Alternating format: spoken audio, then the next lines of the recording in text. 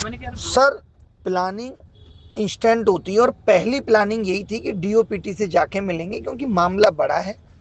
SSC का भी है, रेलवे का भी है और अदर भर्ती भी है। यही बिल्कुल एग्जैक्ट प्लानिंग थी कि सब लोग पहुंचेंगे। क्या ये प्लानिंग का हिस्सा था कि वहां पे जाके चीखने लगेंगे एसएससी हाय हाय?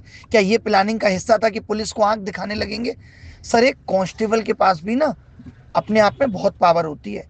अगर आपको ना याद हो, मैं एक चीज दिलाता हूँ सबको याद, कि मायावती के पिताजी की एक कांस्टेबल ने बेहिसाब पिटाई की थी और मायावती जी मुख्यमंत्री थी, क्योंकि उसने उनके साथ बदसलूकी की थी। तो इतनी पावर होती है कांस्टेबल के पास भी। हम क्या यहाँ पुलिस से लड़ने आए हैं?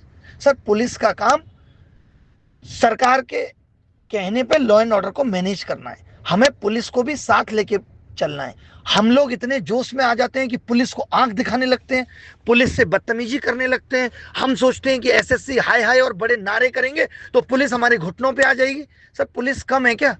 जरूरत पड़ेगी तो दिल्ली के अलावा यूपी से भी पुलिस बुला लेंगे। इतने लोग तो नहीं हो पाएंगे। तो क्या ये मैनेजमेंट या प्लानिंग का हिस्सा कैसे हो सकता था कि वहां किसी टीचर को कैसे बिहेव करना है? आप बताइए, बच्चों को क्यों नहीं बुलाया? इसीलिए बच्चों को नहीं बुलाया कि बच्चे आउट ऑफ कंट्रोल हो जाते हैं, अपनी भावनाओं पे कंट्रोल नहीं रख पाते हैं। बट शिक्षकों को तो इतनी समझदारी होनी चाहिए कि हमें कितना बोलना है और कितना नहीं। सर, डीओपीटी के सामने जहां बार बार कहा जा रहा है कि धारा 163 144 लगी हुई है, वो लोग कह रहे हैं 4 लोगों को मिलाएंगे, हमने नारेबाजी चालू कर दी। सर, इस तरीके से आंदोलन नहीं होते। और जो ऊपर सर ने बात लिखी है वो बड़ी सही लिखी है कि अगर एक ही आदमी लीड करे, जब बन के ही एक आदमी लीड करने गया था तो पहले लोग कहते थे कि जी मेरे को तो लाइमलाइट में आके पीआर स्टंट चाहिए, मुझे बच्चों की भलाई से कोई लेना देना नहीं है, मुझे तो नौटंकी करनी है, पुलिस को आंख दिखानी है, फिर पुलिस से पिटना है, फिर पुलिस से पिटे हुए चीजों की वीडियो जारी करनी है, वीडियो जारी करके मेरे को बच्चों से सिंपैथी लेनी है।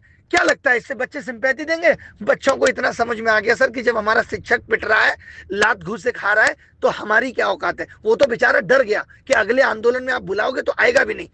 शिक्षकों को तो ये दिखाना होता है कि नहीं नहीं, हम देखिए कितने शांतिपूर्ण तरीके से बैठ गए। बच्चों के लिए एक सीख देनी है हमें कि आंदोलन शांतिपूर्ण तरीके से बैठ के भी अपनी बातें मनवाई जा सकती हैं, ना कि उग्र होके। जितनी उग्रता और जितनी सुपरिटी कॉम्प्लेक्स हम शिक्षकों में है, उस हिसाब से कोई आंदोलन कभी सक्सेस नहीं हो सकता।